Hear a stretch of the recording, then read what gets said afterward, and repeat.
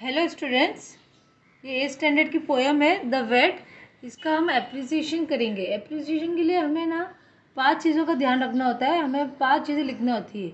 एक तो उसका टाइटल क्या है, दूसरा उसके पोएट कौन है, तीसरा उसका राइम स्कीम, फोर्थ उसका फिगर ऑफ स्पीच। पोएम में जो फिगर ऑफ स्पीच आई हुई है वो हमें लिखना होता है, और थीम लिखना पड़ता है, यानी सेंट्रल आइडिया, वो पोएम का सेंट्रल आइडिया क्या है वो शॉर्ट में हमें लिखना होता है। इन 5 चीज़ों को हमें लिखना होता है एप्रिसिएशन में, और ये 5 मार्क के लिए एग्ज़ाम में आता है। अगर आप इसको लिख लेंगे तो आप आसानी से 5 मार्क स्कोर कर सकते हैं। तो अब देखते हैं टाइटल क्या है। तो टाइटल हमें पता होना चाहिए पोएम का, तो हम क्या लिखेंगे, the title of the poem is the wet. उसके पोएट के बारे में हमें लिखना है, poet, this beautiful poem is written by the famous poet Guy Boas. Third वाला है उसका राइमिंग स्कीम। जो स्कीम आती है राइमिंग वो हमें लिखनी होगी।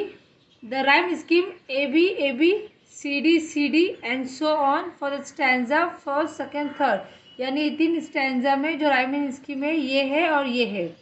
And 8 and 9 E F G F and so on in for the stanza 4 5 6 7।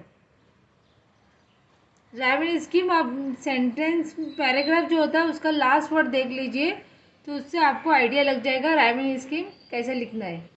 Next है figure of speech. The figure of speech use in this poem by the poet are alliteration and onomatopoeia. ये दो figure of speech इस poem में use की गई है। Next उसका theme क्या है पोएम का, पोएट क्या सोचता है, उसका सेंट्रल आइडिया हमें लिखना है। The poet says the success and competency of Ved depend on the vastness of his knowledge. In the end, poet says that it would be easier to be the doctor who create the illness of a man rather than being a vet.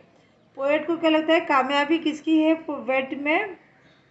Knowledge, बहुत बड़ी knowledge है उसकी, बहुत vast है उसकी knowledge, इसमें उसकी कामयाबी है।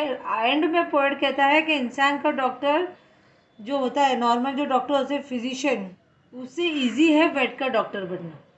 इंसान के डॉक्टर से आसान है वेट का डॉक्टर बनना। Thanks for watching. If you like the video please share, like and subscribe.